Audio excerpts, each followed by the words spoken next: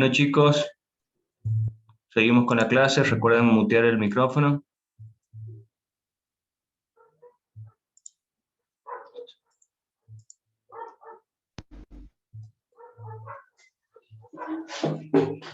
Bien, sigamos chicos, por favor. Entonces, gaseoso también puede ser la transmisión, o sea, un eslabón podría ser un elemento gaseoso, como dije, la expansión del gas dentro del cilindro para mover al pistón. Ya vamos a ver cada uno de estos mecanismos en forma particular. Se los voy a ir mostrando. Bien.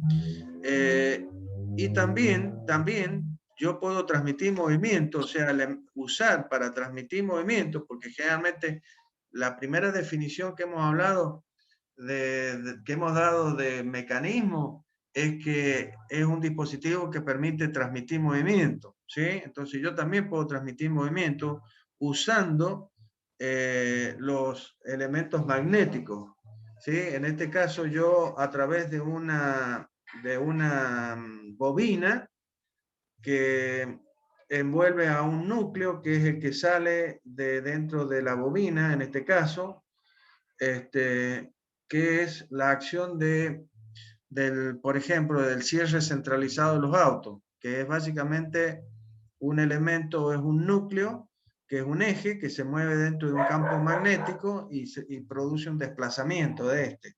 Esto también pasa en los Bendix de los motores de arranque de los autos. De los motores de arranque de los autos. O sea, yo puedo realizar movimiento a través de elementos que pueden ser rígidos, flexibles, líquidos, gaseosos o magnéticos. Y conformar mecanismos de esta manera. Todos son mecanismos.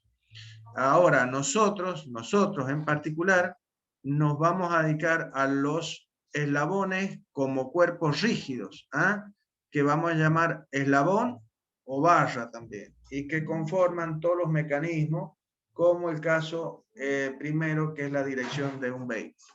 Bien. Ya vamos a hacer también una clasificación de los eslabones.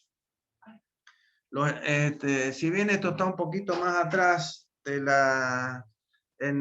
el libro, quiero recordar que este tema es el capítulo 2. Todo estos fundamentos de mecanismos, que es fundamental para los mecanismos, está dado en el capítulo 2 del Norton. Diseño de maquinarias, de Robert Norton. Este capítulo lo tienen que ver ustedes completito,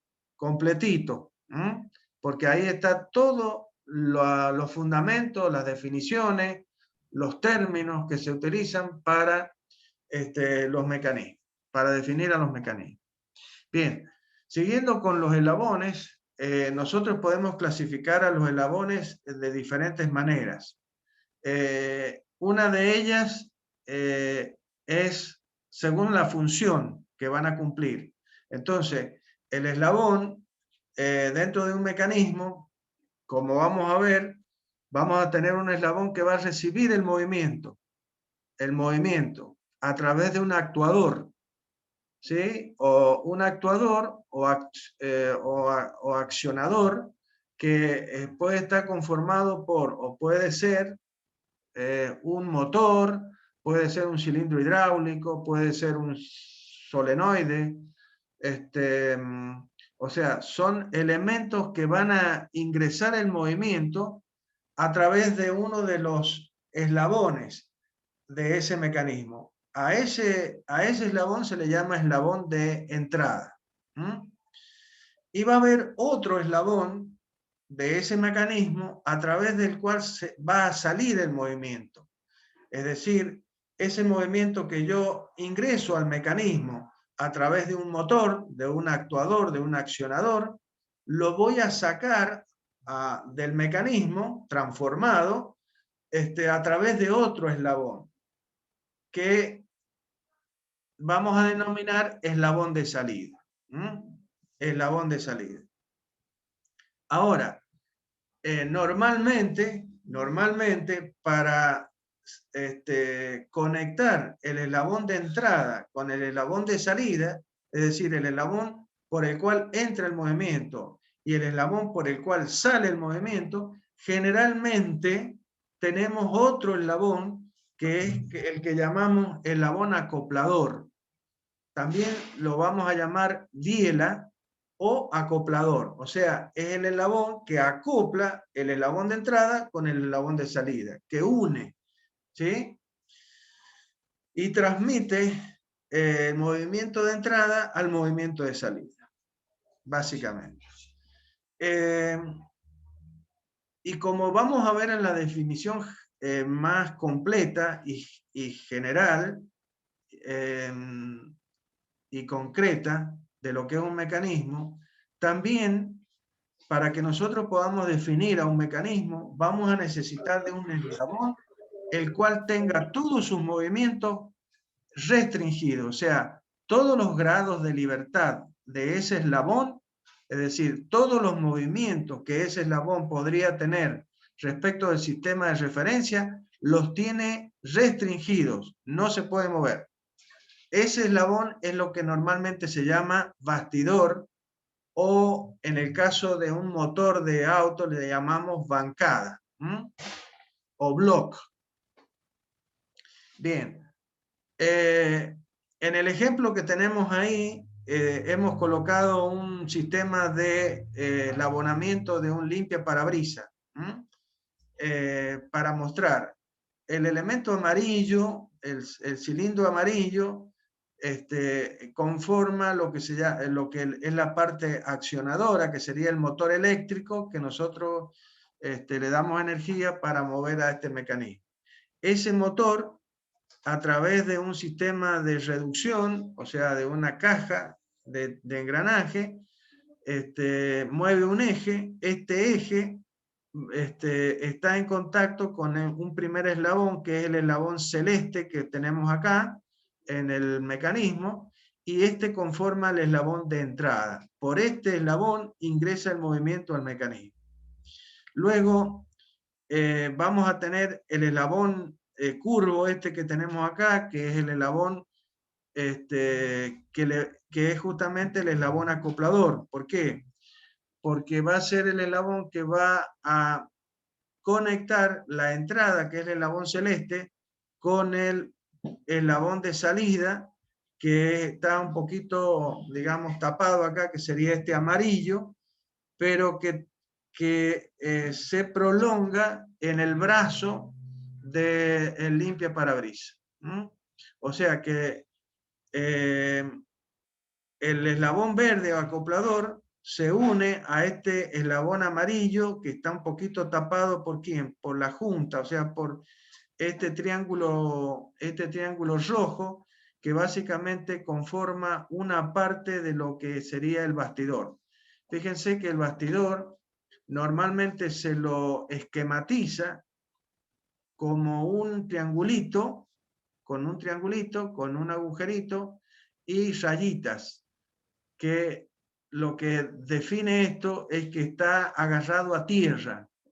Está agarrado a tierra, como el símbolo de eléctrico, donde tenemos una serie de rayitas cortitas que dicen, que indican que eso es tierra en los sistemas eléctricos. En este caso, para indicar al bastidor, la forma es una de las formas, ya vamos a ver que existen otras, pero una de las formas, la más usada, es usar este triangulito con estas rayitas que indicarían que está agarrado a tierra, que no se puede mover respecto al sistema de referencia. Acá, el eslabón bastidor está conformado por este triángulo rojo, y por este círculo rojo, que es los dos elementos que van a fijar a todo el mecanismo al chasis del motor. del vehículo, al chasis. Entonces, yo voy a este triángulo rojo y este círculo rojo lo voy a bulonar al chasis. Por lo tanto, la distancia entre los puntos respecto a los cuales gira el eslabón de entrada, que es el celeste, que es el que estoy indicando ahí en la pantalla, y el otro punto de rotación del eslabón de salida, que es este otro marroncito o beigecito, que está un poco tapado por el mismo triángulo rojo, y que rota respecto de este otro centro que estoy indicando acá en la pantalla.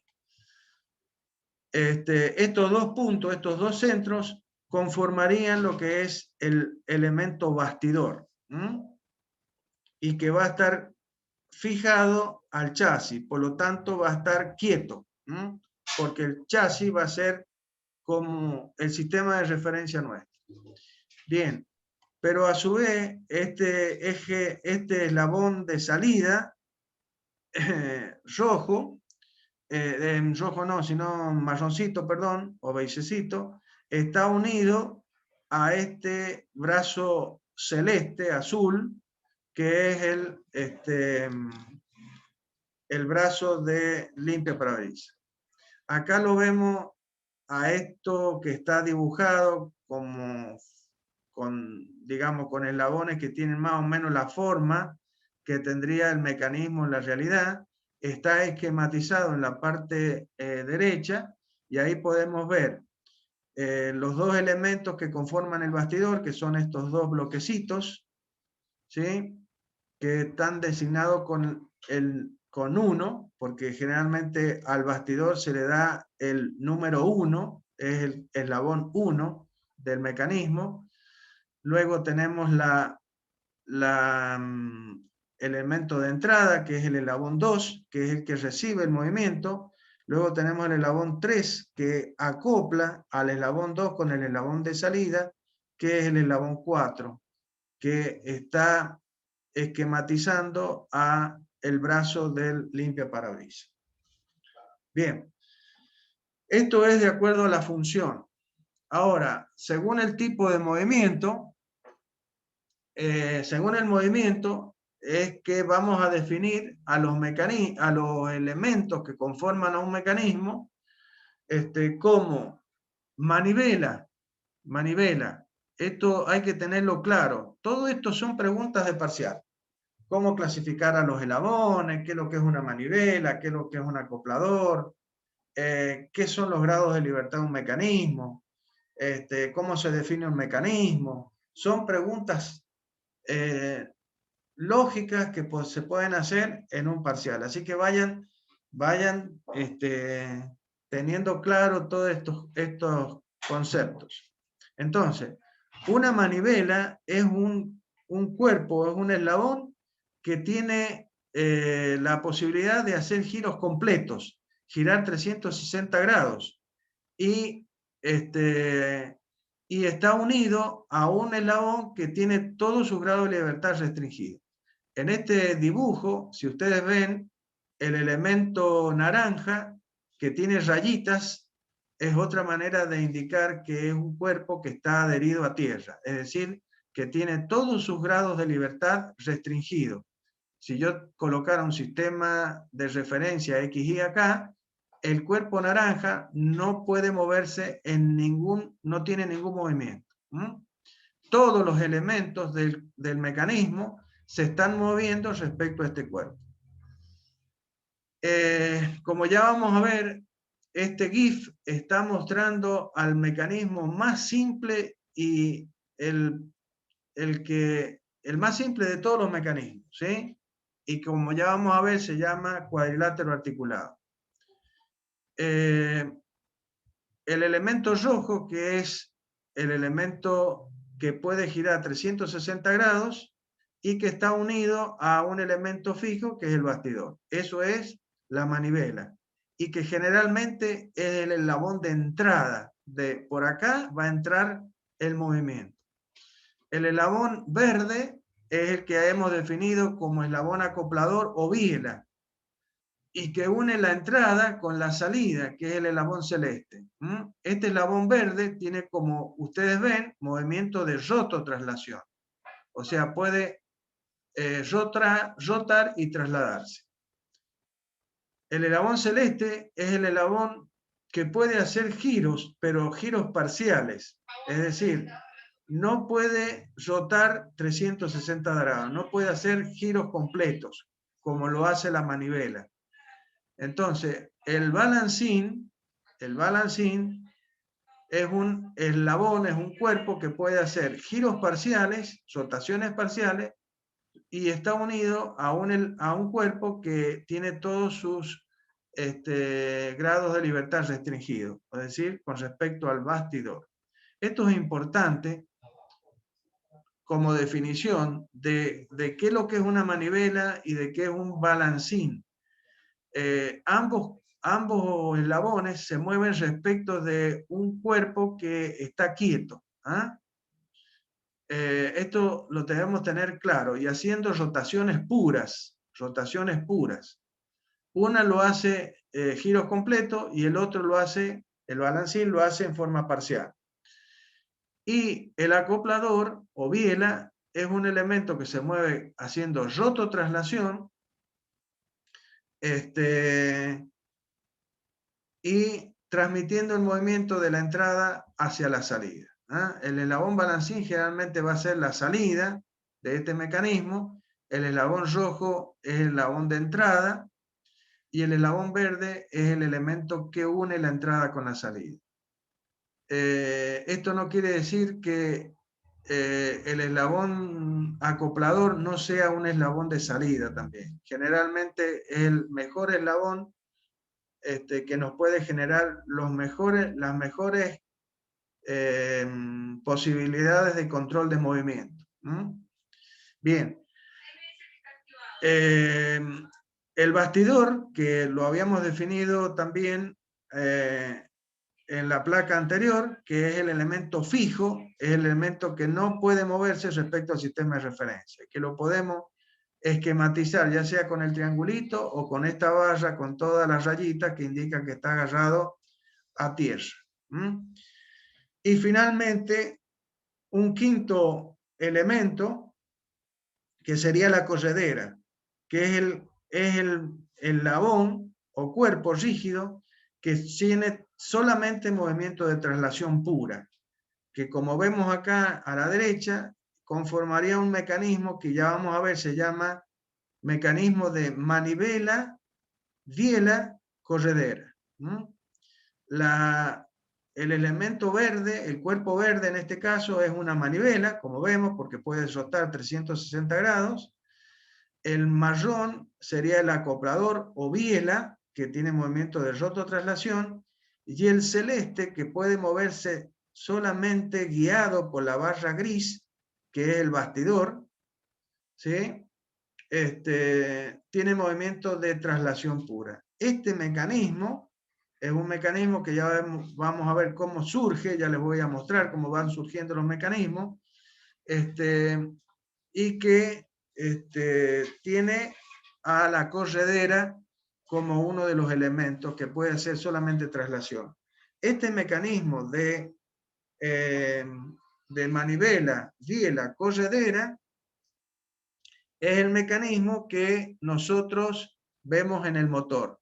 Acá, la parte inferior del motor, podemos ver a ese mecanismo. Este que sube y baja es una corredera que está haciendo solamente traslación. En el motor se llama pistón, pero fíjense que es una corredera. El elemento gris oscuro que une a este pistón, a esta corredera con el otro cuerpo que está girando, que hace 360 grados, es justamente un acoplador o biela, y en el motor se llama biela.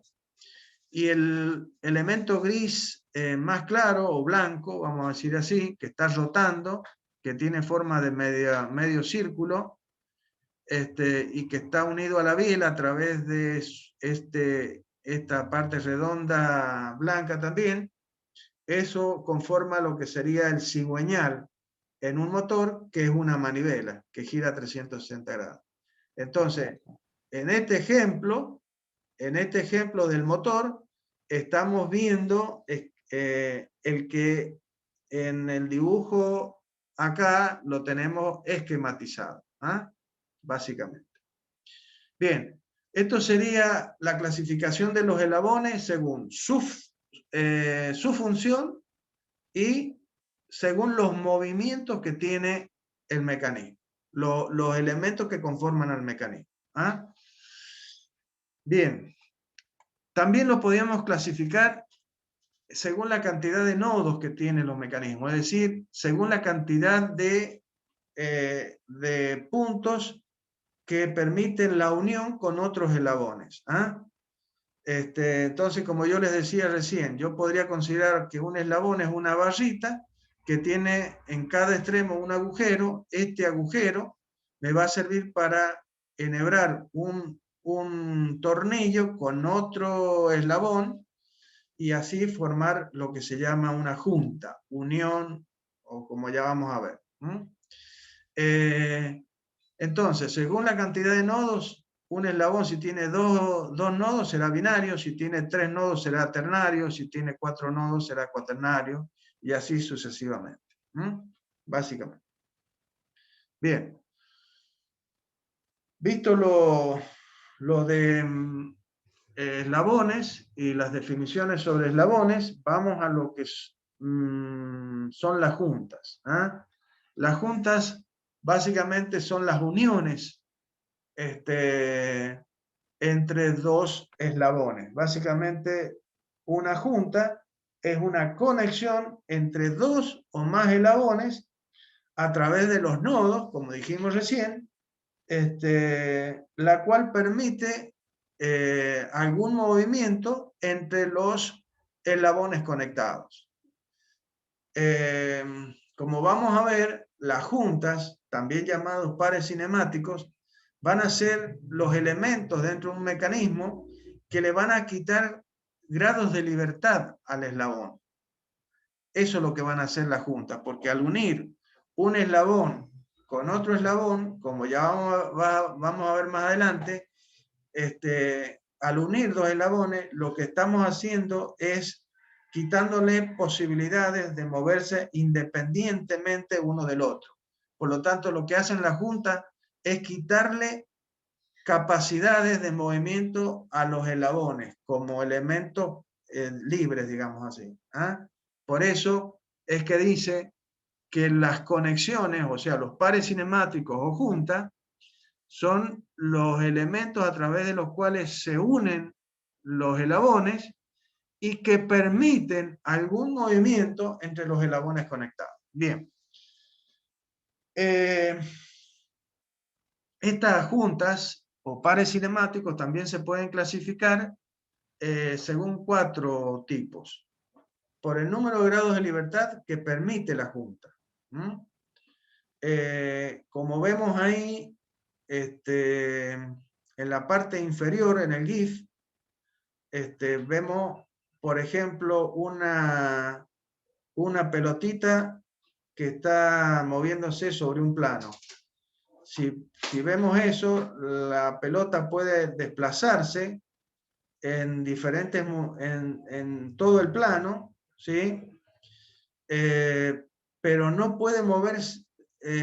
Si nosotros definiéramos ahí un eje X, supongamos que no está rotando, sino que se está moviendo según la dirección, trasladándose solamente en la dirección de un eje, y podría moverse solamente en la dirección del eje de las X.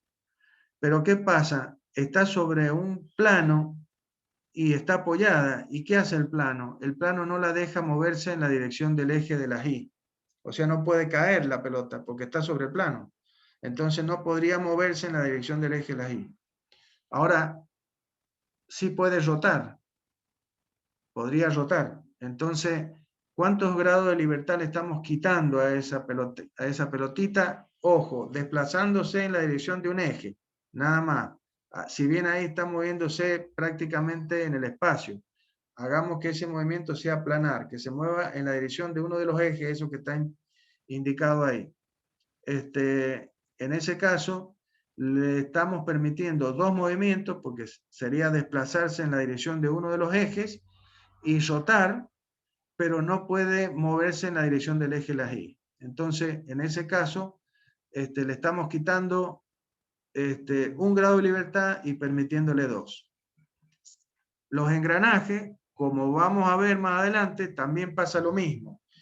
Ahí el contacto, como ya vamos a ver, entre los flancos que se llama, entre las superficies, donde está la flechita indicada, que ahí está haciendo el contacto, los dos engranajes, van a ver que también es un punto de articulación que permite 2 grados de libertad.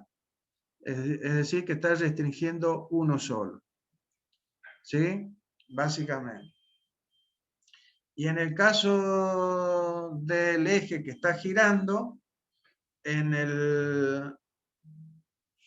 con respecto a la placa azul, si ustedes ven, ese eje tiene un anillo por arriba y por abajo, es decir, que el eje no puede ni subir ni bajar. Tampoco se puede, o sea, si ese fuera la dirección del eje de la Y, no se puede desplazar en el eje de la Y.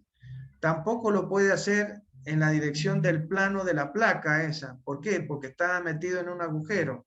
Entonces tampoco se podría mover en la dirección del eje de las X. Si esa placa fuera el bastidor, estuviera quieta. ¿Y qué es lo que hace el eje? Y solamente puede rotar en ese caso.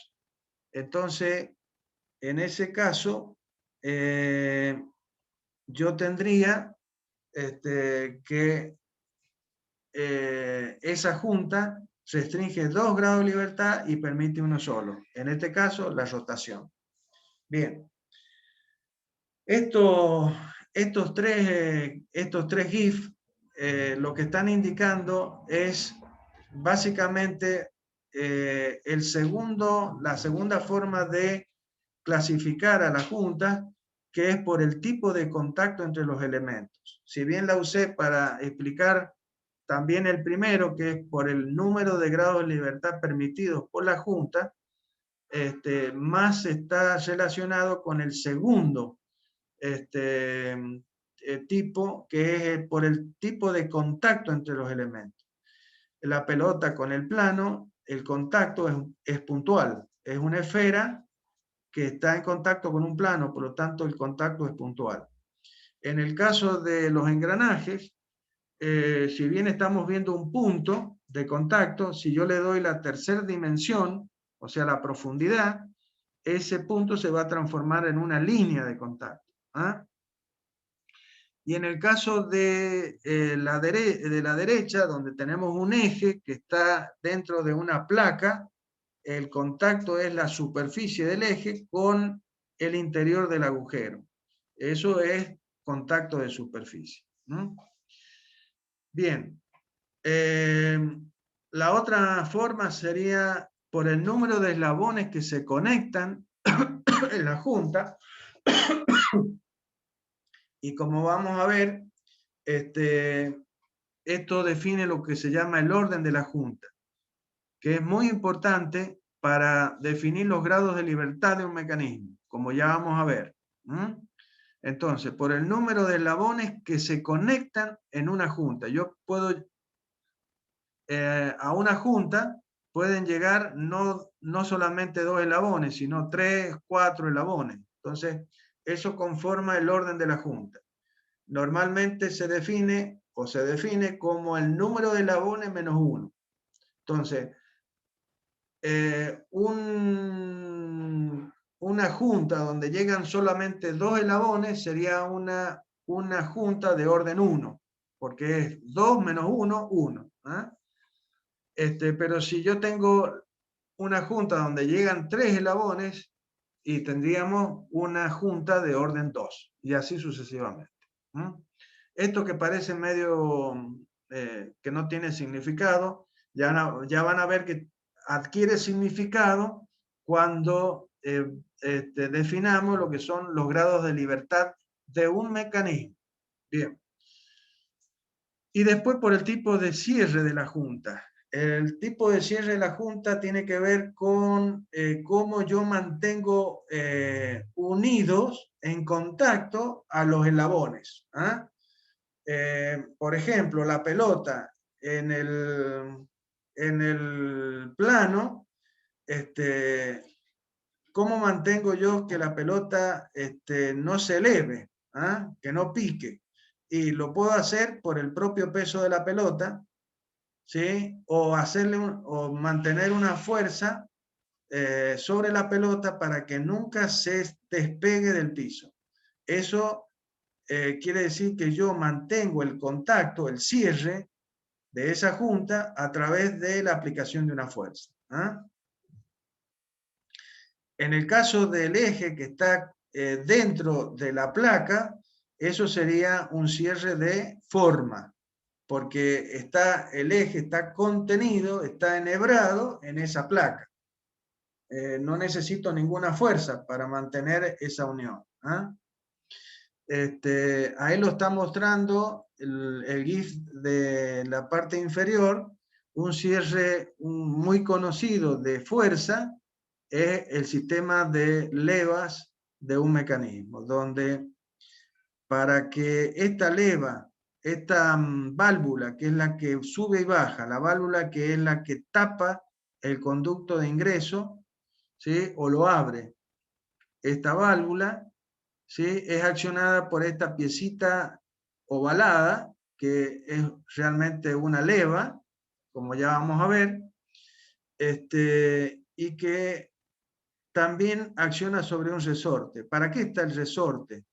El resorte está unido a la válvula para que cuando, fíjense que la parte deformada tiene una parte circular y tiene una parte que como deformación, que normalmente se le llama nariz. Los mecánicos le llaman la nariz de la leva. ¿Ah?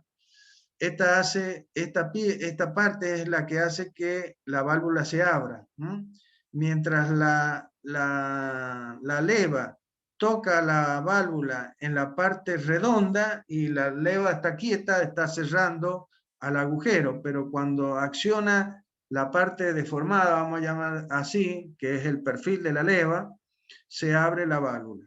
Ahora, para que en el momento del regreso, yo primero tengo una cara que abre la válvula y otra cara que cierra la válvula.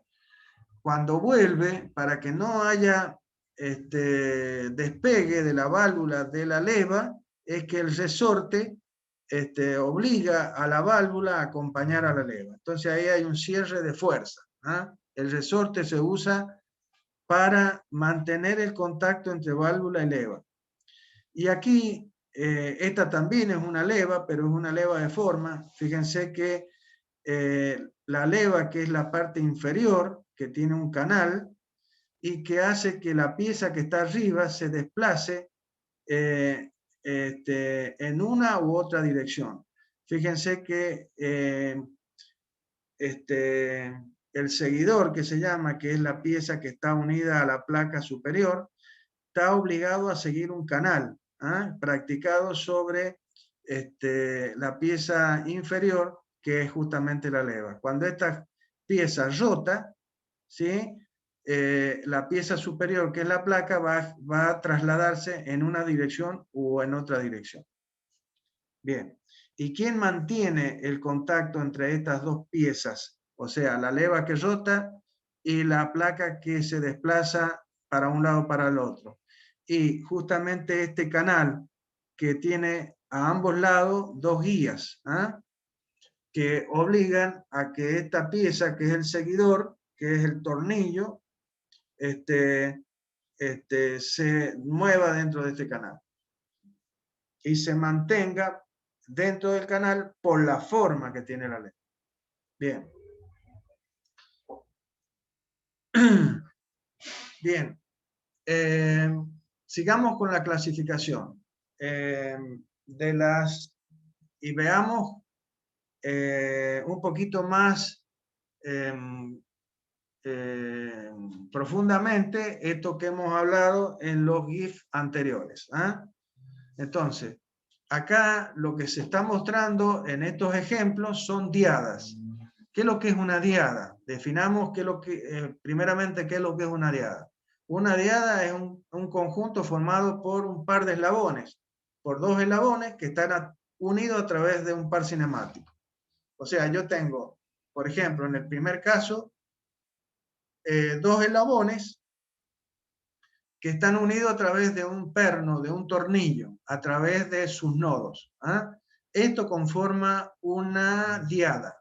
O en la parte derecha yo tengo también dos cuerpos, que es un cuerpo que tiene una caladura, tiene una guía, y dentro de esta guía se mueve otro cuerpo. De tal manera que conforman las juntas y conforman una diada, dos cuerpos unidos a través de una junta. La junta puede ser de diferentes tipos, como vemos. ¿Ah? Bien, en estas figuras primeras, las dos de la izquierda superior, vemos un par de juntas que son denominadas juntas completas. Esta es una junta, la de la izquierda, es una junta de pasador rotacional, y la de la derecha es una junta de corredera de traslación. Básicamente son dos juntas que permiten solamente un grado de libertad. Por eso se denominan juntas completas, porque restringen 2 grados de libertad permitiendo solamente un grado de libertad.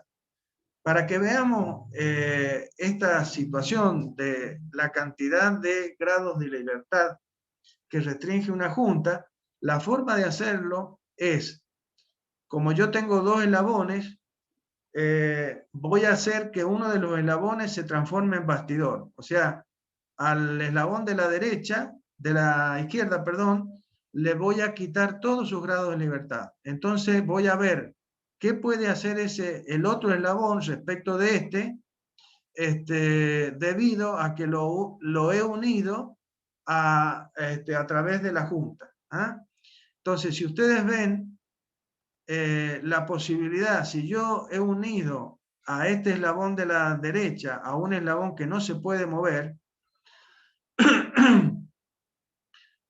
las posibilidades de desplazamiento en la dirección del eje de las X y en la dirección del eje de las Y está nulo. He quitado las posibilidades de movimiento en ambas direcciones. ¿Qué es lo que le ha quedado a este cuerpo? ¿Qué es la única posibilidad que tiene? La de rotar. Por esto es que esta junta se denomina junta de pasador rotacional, porque permite solo la posibilidad de rotación del segundo eslabón respecto del primero. Ha restringido 2 grados de libertad y permite 1. El de la derecha, veamos qué sucede. Y es un eslabón que está contenido dentro de este otro eslabón. Hagamos lo mismo. Al eslabón que tiene la ranura, que tiene la caladura, lo hagamos bastidor, le quitemos todos sus grados de libertad. Entonces el eslabón que está contenido en este eslabón, ¿qué posibilidades puede ser?